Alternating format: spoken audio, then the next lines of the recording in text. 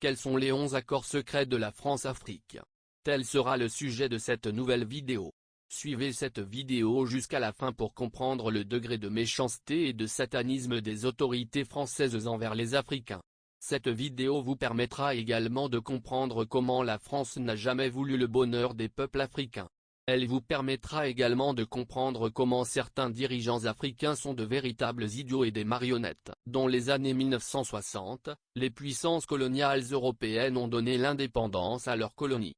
Les Anglais ont donné l'indépendance à leurs colonies. Les Portugais ont suivi et les Espagnols aussi.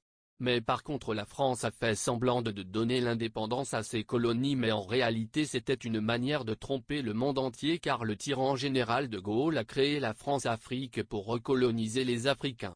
C'est ainsi que le tyran général de Gaulle va signer 11 accords secrets avec les colonies avant de proclamer leur indépendance. Voici donc les 11 fameux accords qui maintiennent les pays africains dans la pauvreté depuis des décennies. Accord numéro 1. La dette coloniale pour remboursement des bénéfices de la colonisation. Ce qui voudrait dire que les pays africains doivent payer pour toutes les infrastructures que le colonisateur a construites avant son départ. Que ce soit les routes, les hôpitaux, les écoles, les marchés, les bâtiments et autres, les Africains doivent accepter de payer avant d'accéder à l'indépendance. Accord numéro 2. La confiscation automatique de réserves financières nationales des colonies africaines. Accord numéro 3. Le droit premier sur toute ressource brute découverte dans les colonies africaines.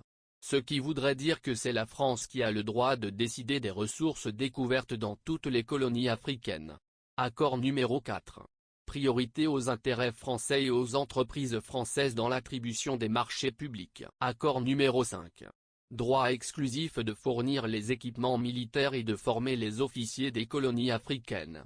Cela voudrait dire que les colonies africaines n'ont pas le droit d'acheter du matériel militaire dans aucun pays à part la France. De même, tous les officiers africains doivent être formés en France. Cet accord a permis à la France de fragiliser et de diviser les armées africaines.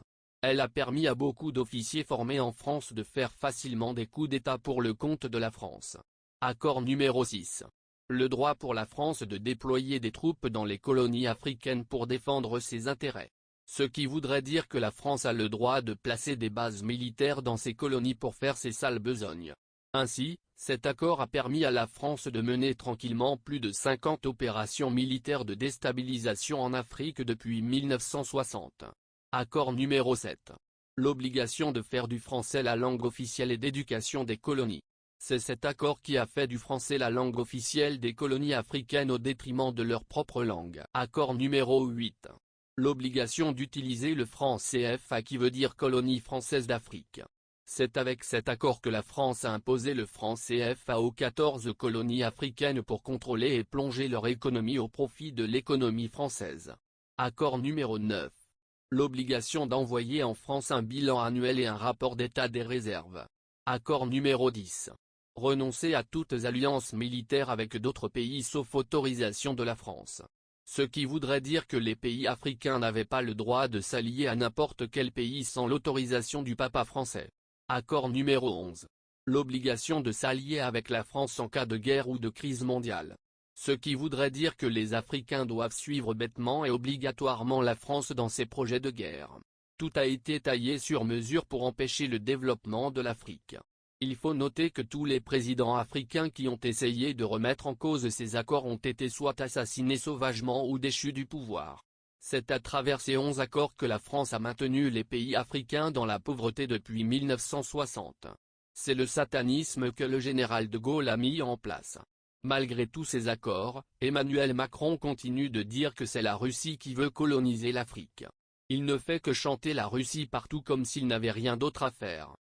Je crois que nous serions naïfs de ne pas nommer ce qui s'est développé ces dernières années, qui est ce que j'appellerais une présence hybride de la Russie sur le continent africain, qui passe d'abord par du développement de la propagande, qui passe par des médias télévisés. J'ai du mal à parler de journalisme parce que je vous respecte trop. Ce ne sont pas des confrères à vous, mais des femmes et des hommes qui expliquent ce qu'est la voix de la Russie et qui diffusent des fausses informations. Et donc, la Russie, en Afrique, a beaucoup diffusé des fausses informations. Elle est en train d'ouvrir les officines que sont Ruchet ou des Spoutnik que nous venons d'interdire en Europe et dont nous savons combien elle diffuse des fausses informations sur le sol africain. Et elle a complété son offre diplomatique par l'intervention de milices Wagner. Et en particulier, ce que nous avons vu ces dernières années fleurir en République centrafricaine et au Mali, pour ne citer que 2 cas, est très préoccupant. Parce que ce ne sont pas des coopérations classiques.